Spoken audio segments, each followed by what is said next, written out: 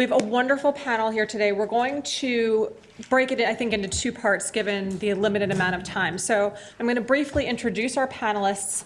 They each have very interesting hands-on experience with either forensic lab malfunctions and how that impacted a large number of cases, or in a single case in Texas, a case where the lab was sort of really the hero in the story. So I'm going to turn it over to them after the introduction. And then when the panelists get through speaking about their direct experiences, I'm going to open it up for questions from all of you while the stories are still fresh in your mind. And then if we have time, we'll move on to a hypothetical that specifically deals with the post-conviction duty to correct. But all of these specific examples from the panelists draw on that. So we're extremely honored to have Judge Robert Morrison. He has been a DC Superior Court judge for 20 years and is now the chief judge for the Superior Court in the District of Columbia. Sitting next to Judge Morrison is Nina Morrison. She has been a staff attorney with the Innocence Project since 2004, and she primarily litigates claims for access to DNA testing and other forensic testing post-conviction. She's been the lead counsel or the co-counsel in over 20 exoneration cases. And then on the end, we have Inger Chandler, who was a career prosecutor at the Harris County District Attorney's Office in Texas, which is a huge jurisdiction that includes Houston. When Ms. Chandler was the head of the post-conviction integrity unit of that office, which she was from 2013 to 2016, she spearheaded an effort that resulted in the exoneration of at least 125 people, and that exoneration effort is ongoing. It has to do specifically with drug cases, and she's going to talk about what those efforts entailed, so I don't want to sort of steal her thunder, but it is just kind of an astounding number. So I'm going to just turn it over to the panelists and start with Judge Morrison. I appreciate being here. You may know the District of Columbia, the prosecutor, both locally and federally, is the United States Attorney's Office. And we have a very good United States Attorney's Office. I think I'm daily impressed with their work. In 2009, we had a number of exonerations that were the result of essentially the FBI hair analyst, may be familiar with that issue, overstated some opinions concerning hair comparisons, and as a result, DNA testing was done. And we had 3 exonerations. And there was some concerns about, since we were very dependent, the FBI is just a couple blocks down the street from my courthouse, very dependent on their work over the years. There was concern by the defense community about, was there something else out there? So our court, we have statutory powers to do certain things, formed essentially what was an innocence committee made up of 4 judges, 4 representatives of the defense, and 4 representatives of law enforcement to review the exonerations and try to determine causes of exonerations throughout the country. There's a lot of studies on that, and then determine whether our jurisdiction complied with some or all of the best practices, which we went through that process, which took a couple of years. It was a collaborative effort. At the same time, we were having an independent lab in our city brought online, a very expensive lab brought online, that we were hopeful to do good work. And again, that has an technical advisory committee, the independent lab, made up of representatives from the defense community, scientific community, and the prosecution community. Our court is not part of that lab since they come before us quite a bit. And it was discovered primarily through the United States Attorney's Office that their DNA calculations and some of their practices, particularly in the mixture cases, were not up to best practices and/or were faulty. So you may have read that we essentially had a stop order. Our lab was no longer accredited for DNA testing, which was, not what nobody wanted that to happen, obviously. We were obviously very hopeful that we were going to have a good lab. And what followed, I give credit, a lot of credit to the United States Attorney's Office, who, again, they hired experts to come in.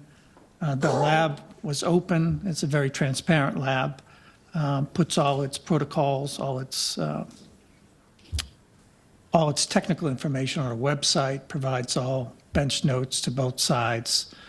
It's truly an independent lab.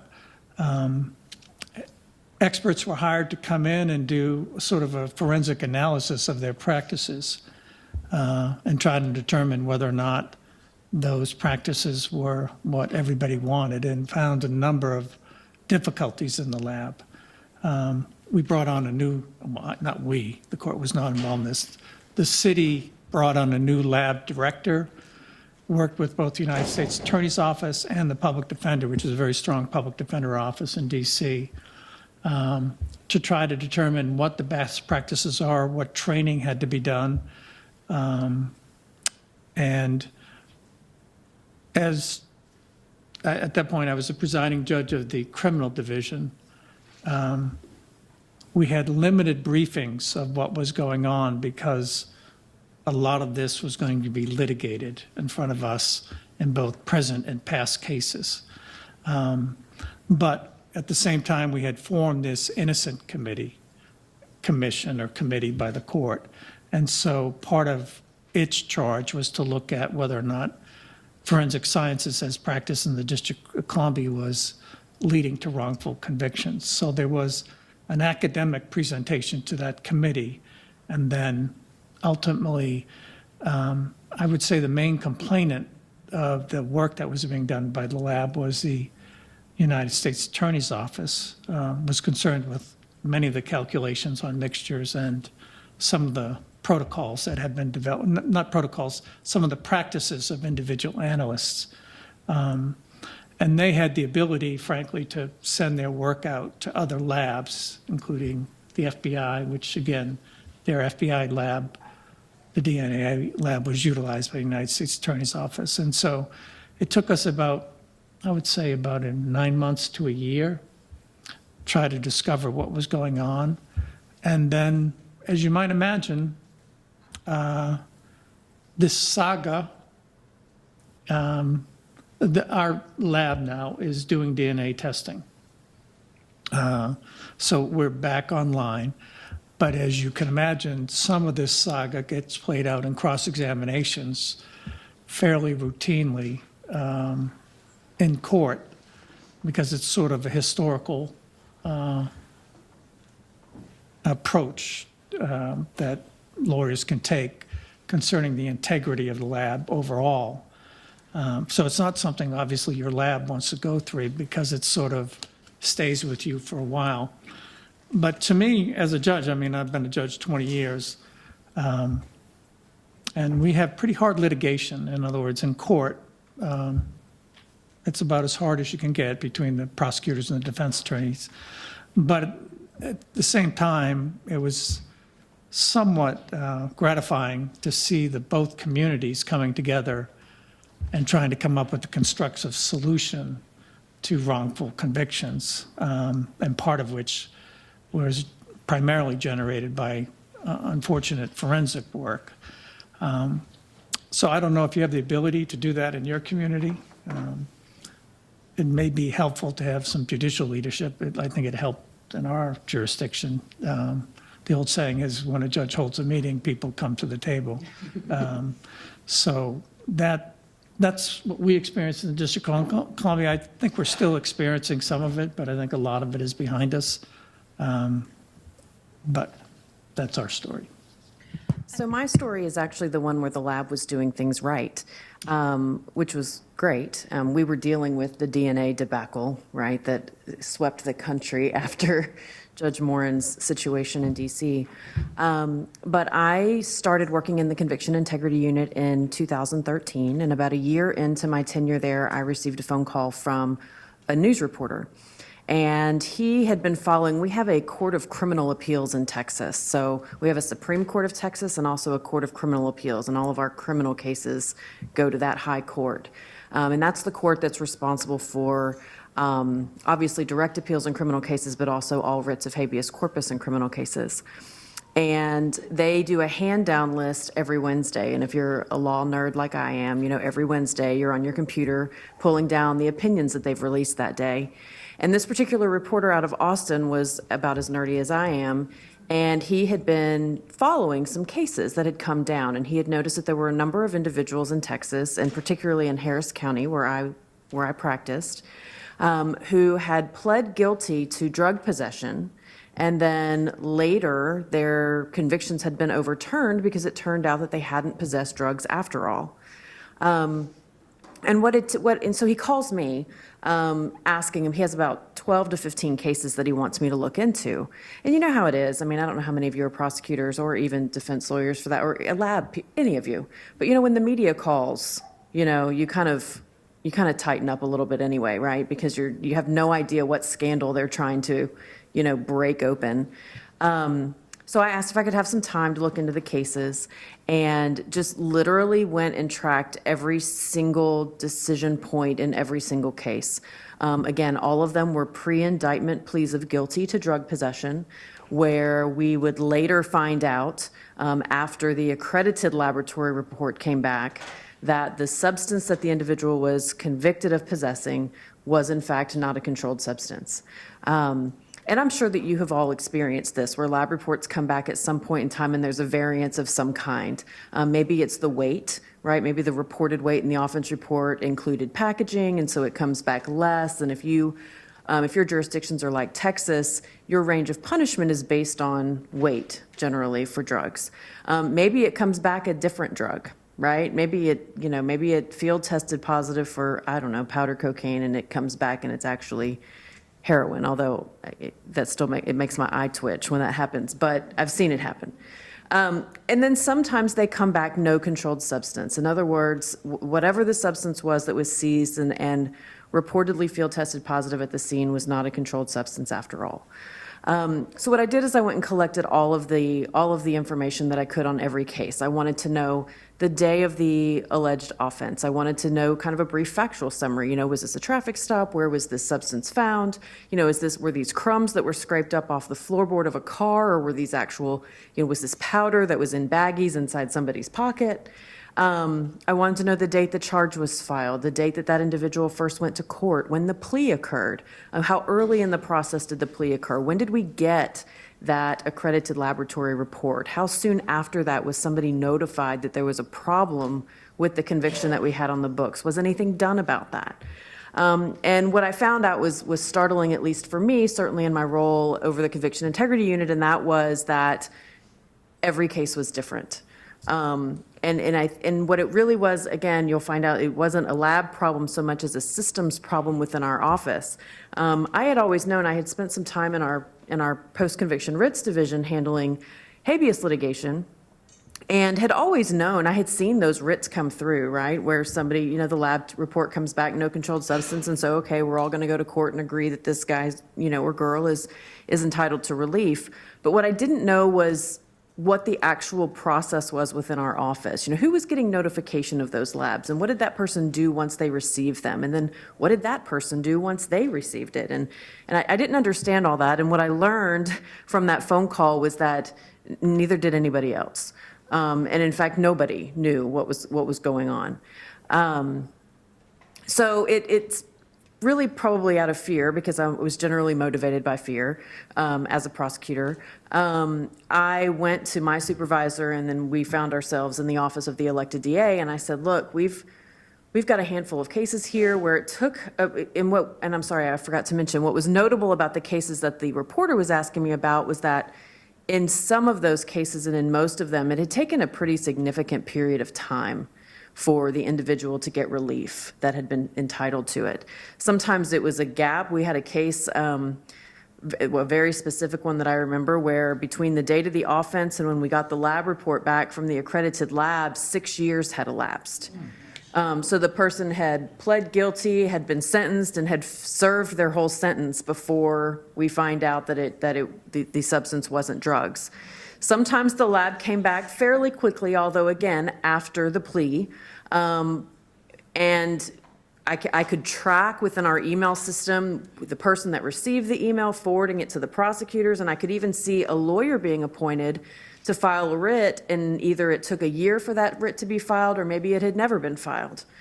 So I was finding problems in pretty much every joint of this pipeline that existed in our office. So we sat down with the elected DA and told her the problem, and I told her my concerns that there might be more cases out there like this. These were just the ones that he had found. And sure enough, by the time we finished our list, the way it worked in our office is we had a dedicated email address that the accredited laboratories were sending what I called the variance lab reports to, right? Different weight, different drug, or no controlled substance. The email address was staffed by an admin who is wonderful and is still wonderful today, but you can only do so much. She's a human being, right? So we're injecting potential for human error there. Her responsibility was to look the case up, find out if there had been a conviction or if it was still pending, and forward the information to the trial court where the conviction had occurred. And then the trial court prosecutors were then responsible for notifying the court that there was a problem, and hopefully the court would appoint a lawyer to have that lawyer file a writ.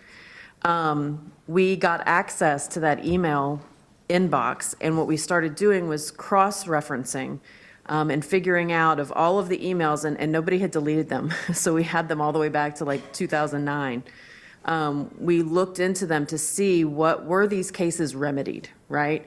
And we were mostly focused on, we worked on all of them, but when you talk about exonerations, and I use the word in quotes because a lot of people have varying opinions about whether these are true exonerations, but those were the no controlled substance cases, right? The different weight, different drug, you might need to do some kind of altering on the sentencing, but as far as people being not guilty of the things they pled guilty to, I was focusing on those.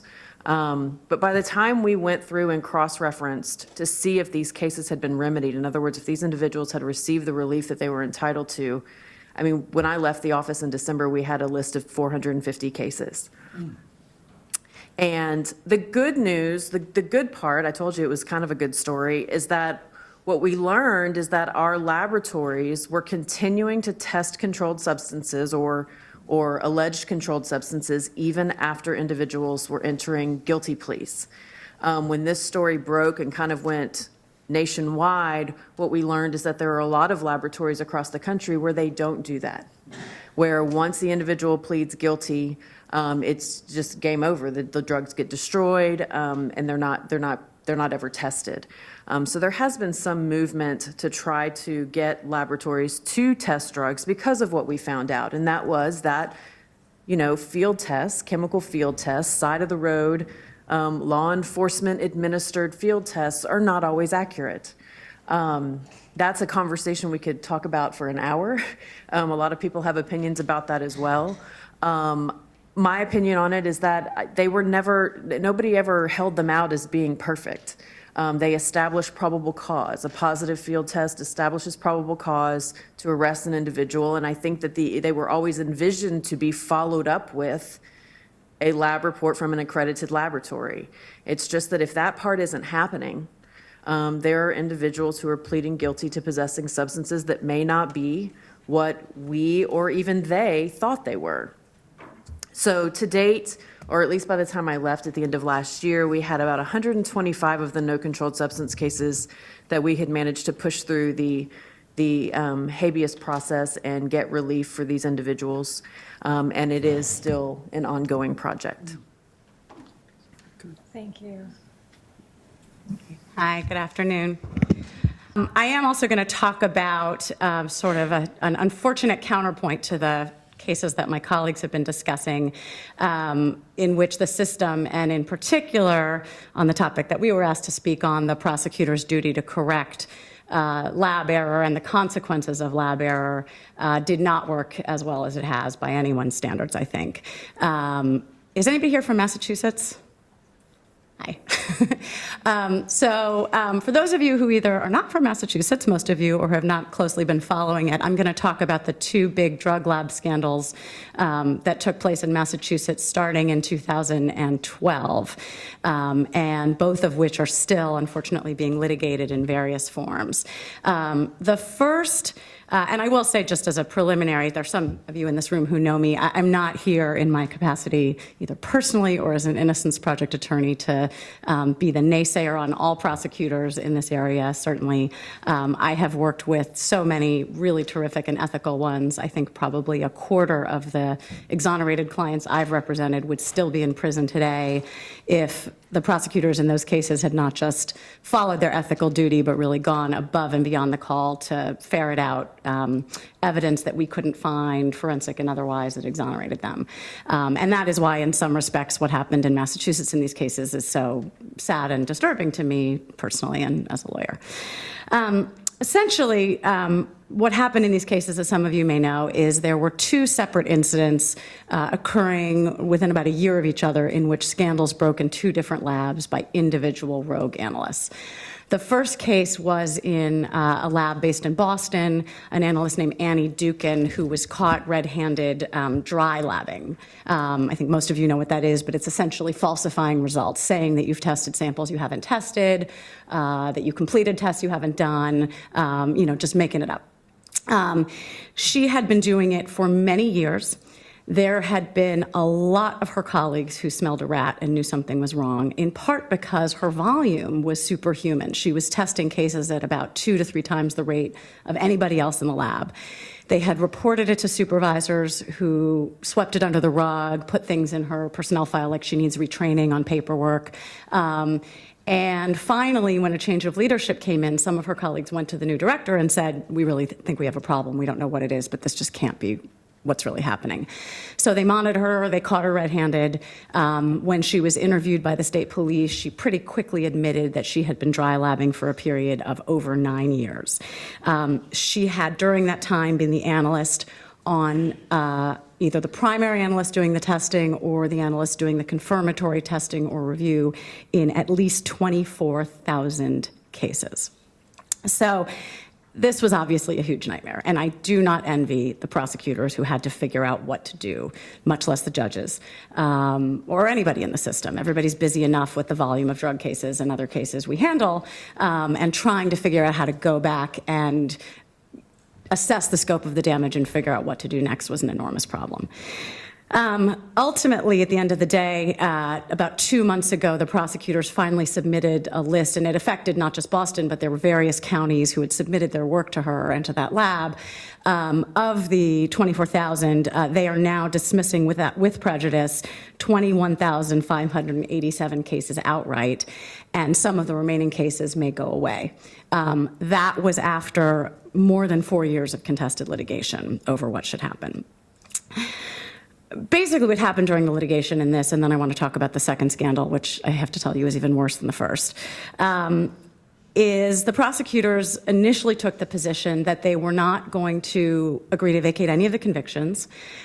They didn't even want to give notice to the individual defendants. They said, look, if these people want to reopen these cases, they can come back, they can write the court, they can call, they can get a lawyer, come to court, and we'll deal with it when they come to court. This is not our problem. After some litigation, it went up to the High Court in Massachusetts, and finally, and the defense bar, understandably, was pushing for more of a global remedy. Let's vacate every case in which she touched. Not only do we not know what testing she did or didn't do, we can't even be sure that she's not switching. Somebody who would lie about the results, how do you know they're not switching samples, taking the standards and putting them in the original evidence envelopes? We really can't have confidence in anything she touched, and we should just dismiss these all without prejudice and move on. Ultimately, the court, through 2 rounds, the first round, the High Court said, we're going to split the baby. You're going to have to give notice to the individuals, and we're going to presume in every case that she was the analyst on that there was per se misconduct. But it's still going to be up to the individual defendants to show prejudice. So they're going to have to show that they would not have been found guilty or pled, or there's some likelihood they would not have had it not been for her test results. Then came the process of trying to get a notice drafted. Nobody could agree on that either. And ultimately, the prosecutors sent out their own notice without the input from the defense bar or the judges who'd been involved, that the High Court later found was totally inadequate. It was badly translated into Spanish. It didn't advise people of some important rights. It didn't tell them how they could get a lawyer. And unsurprisingly, they had a very low response rate, and less than 1% of those 24,000 people ended up filing motions to vacate originally. Finally, some more litigation goes by, and this past January, the High Court in Massachusetts said, enough is enough. We're going to flip the burden, and now prosecutors from all these counties that have these convictions, it is on you to certify to us within 90 days which are the cases that you actually still think that you have, and we want a sworn certification from you, reliable evidence that you could come into court if a trial were held tomorrow and prove beyond a reasonable doubt that the defendant committed the crime for which they now stand convicted. And so essentially they called their bluff, because the prosecutors had, many of them, been saying for many years, these people are guilty, we can retest the drugs if we need to, we shouldn't have to do that because they pled or they were convicted, but we have the goods. When they finally had to show their cards, sorry for the mixed metaphor, they ended up dismissing, as we expected they probably would, very large numbers of the cases, over 90%. Okay, so that's round one. Here we go for round two. And again, I do not envy the people who were in charge of dealing with the mess. Annie Dukin, the dry labber, was arrested in 2012, in the summer of 2012. About 6 months later, in January 2013, another analyst at a different lab in Massachusetts, in Amherst, named Sonia Farrick, was arrested. She was a drug addict. She was arrested in her car, having snorted crack on her lunch break from testifying for the state in a drug case. The police had been following her for some time based on some tips that she'd been using at work. They seized her car. They seized a ton of papers, including records from the drug treatment center where she had been going to get treatment for her addiction for some, at that point, unknown period of time. So she had been an admitted addict for some period of time. So immediately the question becomes, how long has this been going on, as the song goes, and how many cases are we talking about? There was, I'll sort of ruin the ending later, an investigation into the Attorney General's office's handling of the Farrick investigation. The DAs were understandably conflicted out of prosecuting her for her addiction and her tampering crimes, because they would often be in the position of defending, or might be in the position of defending, her results in court under these later challenges that they rightfully expected would come. So the Attorney General's office was assigned to handle both of these analysts' prosecutions. They put the same Assistant Attorney General, who was at that point knee-deep into the Dukin investigation, in charge of the Farrick criminal prosecution, the drug addict.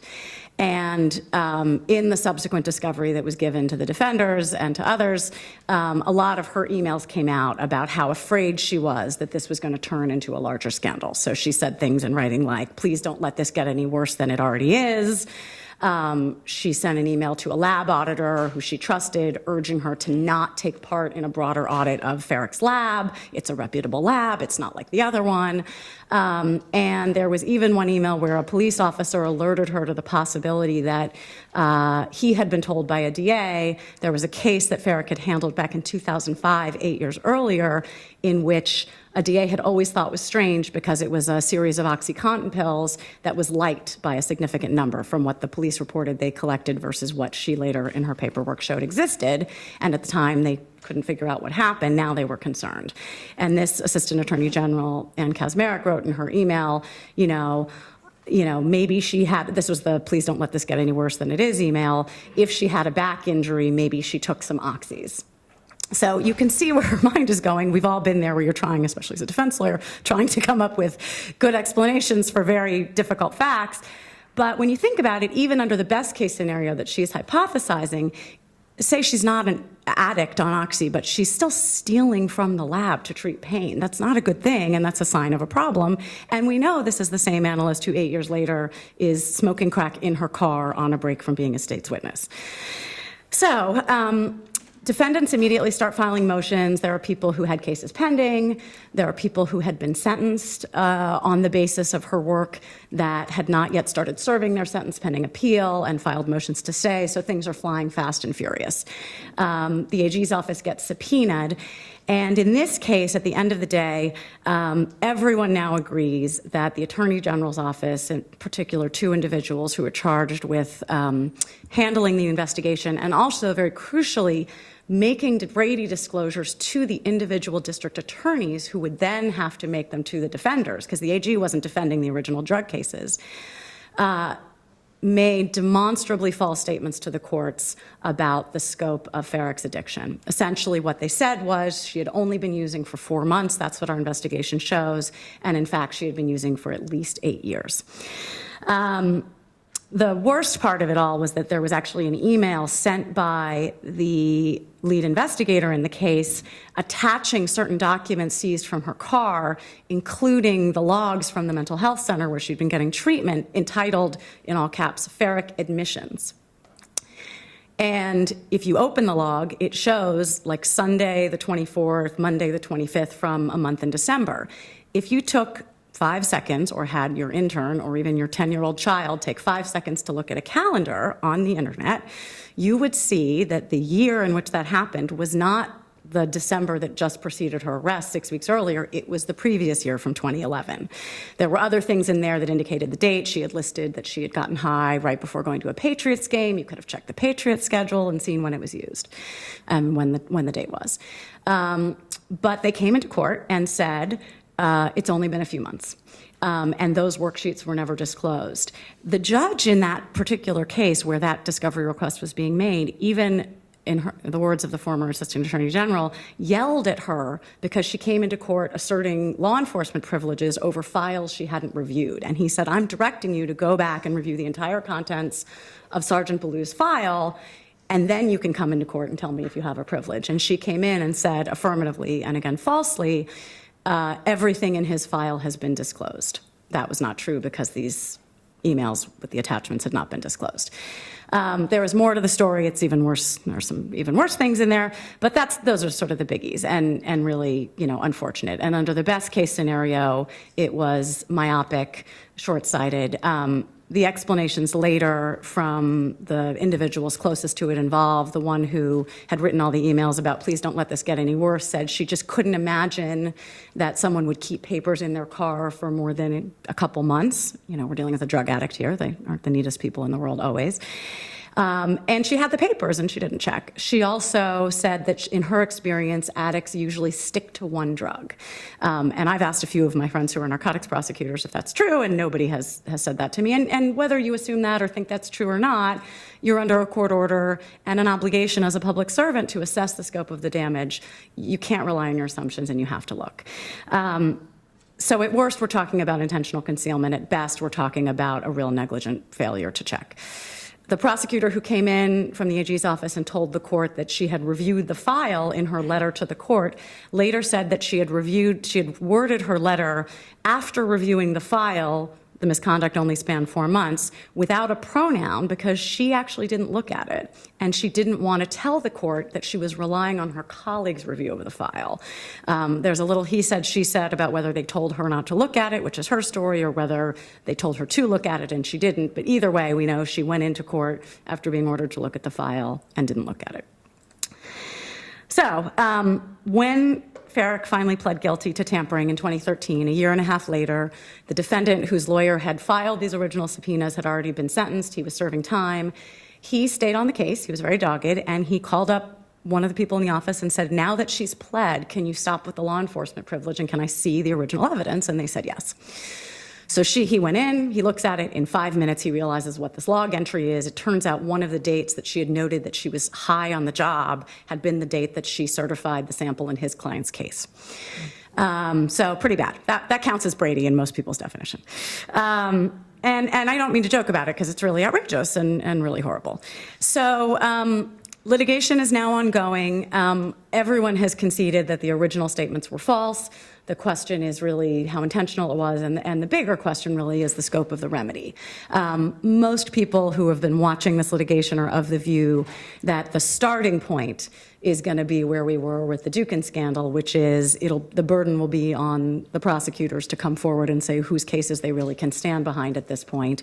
When you throw in the added layer of false statements to the court and failure to disclose favorable evidence 5 years ago, we could be talking about wholesale dismissals. It's a hard question, but I think that may be where the court ends up. And I did, just want to throw out some food for thought about the big picture.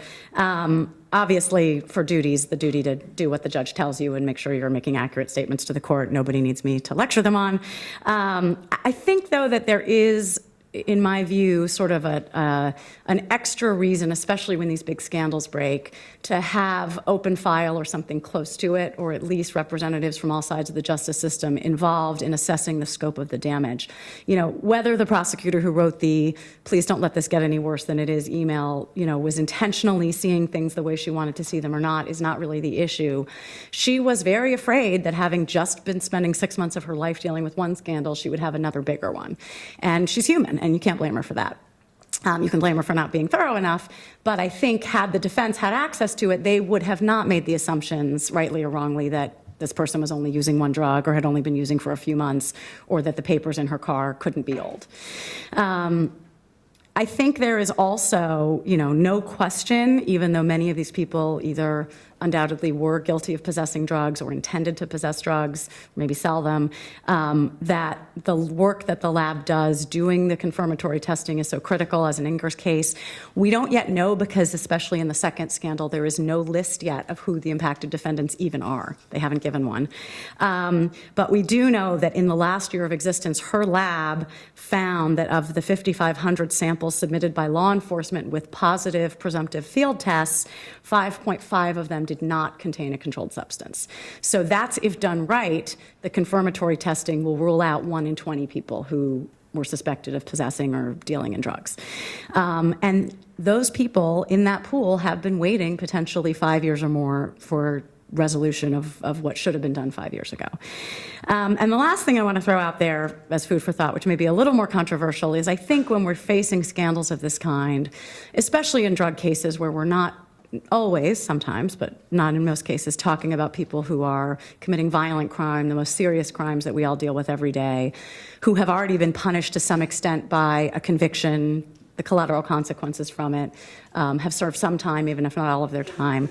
I think we have an obligation as actors in the system to think about what are the system's costs to continuing to battle over a remedy, and do we just say, where state officials, even if they're rogue, even if they're individuals, but who we entrust with getting it right, have committed misconduct of this magnitude, do we just say, enough, we will vacate these cases and move on to the work of prosecuting the hundreds of cases that are still coming through the door every day?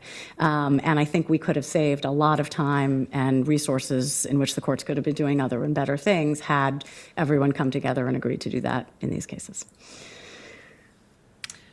So before I open it up to all of you for questions, there are a couple of issues I wanted to address as the ethics person representing the ABA in this conference. I'm sorry, in my panel, not in this conference, in this panel. Excuse me for overstepping. These 3 stories are fascinating on their own terms. They're also fascinating because what they show is how different your outcome is depending on what part of the country or even what county you are in. And I think Inger Chandler's example, it cannot be that it's only in Harris County that there is this problem. It clearly happens far more often in far more jurisdictions, but as she pointed out, a lot of labs just don't test after people plead guilty, it's game over. In certain situations, a prosecutor will embrace a duty to correct, even though the reporter is asking and it seems like this is potentially scandalous. Again, going back to the Harris County example, and then going to Nina Morrison's example, sometimes when confronted with the idea that this is just exploding and out of control, we'll try and cover it up and hide it. And then there's sort of the cooperative DC example of having an actual commission, everyone acknowledging there's a problem and coming to the table. So there's all these disparate outcomes. And one thing that the ABA tries to do, particularly the criminal justice section, is establish standards for judges, standards for prosecutors, and standards for defense attorneys. These stories are all relatively recent, and discoveries about forensic evidence, non-DNA forensic evidence, being faulty in hair science cases, in the field drug cases, because of protocols that aren't up to best practices, because of rogue employees within labs. These are fairly recent discoveries, and there's a great deal of uncertainty a lot of times between offices, between jurisdictions, and how to remedy the problem and whose responsibility it is. So what the ABA did in 2008, in the wake of kind of a rising tide of wrongful conviction cases, was promulgate a standard called 3.8GH, which they urge states to adopt, and a minority of states have adopted this. And this standard applies specifically to prosecutors. And if it had been followed in Massachusetts, I don't think we would have had the outcome that we did. And it was followed, although Texas doesn't actually have it, by this particular prosecutor. But it essentially says that when a prosecutor comes across new, credible, and material evidence that creates a reasonable likelihood that the person who has been convicted didn't commit the crime, the prosecutor has certain affirmative obligations to promptly disclose that evidence to the appropriate court, and to promptly disclose the evidence to the defendant, and to also undertake further investigation to suss out how material this evidence is. The final part of the rule says that if there is clear and convincing evidence that the person was wrongfully convicted, the prosecutor has the obligation to remedy the conviction. So in 2015, the ABA undertook a project where they thought, okay, it's not just on the prosecutor. We're going to create sort of an equal responsibility to some degree on defense counsel when they come across newly discovered evidence. And so there is a new ABA standard. It's several years old, and I don't know that any states have adopted it yet, but I imagine some will. And it has a number, but I call it the duty to act standard. And it basically says that even when your representation has concluded, so it's a past client, you have some vague duty to act on behalf of that person, again, if you come across newly discovered evidence that suggests that your client was wrongfully convicted or unjustly sentenced. And then with respect to people who are currently representing that person, they also have specific duties. They have specific duties to notify the court, to evaluate the evidence, to contact the prosecutor, to investigate, and to look into potential remedies and to seek to remedy the conviction. So we have these standards that are sort of weighing on both sides to basically affirmatively act in the face of newly discovered evidence, often pointing to faulty forensics underlying a conviction, to seek to remedy that. And if those standards are, in some sort of dream universe, adopted by all 50 states, perhaps there would be less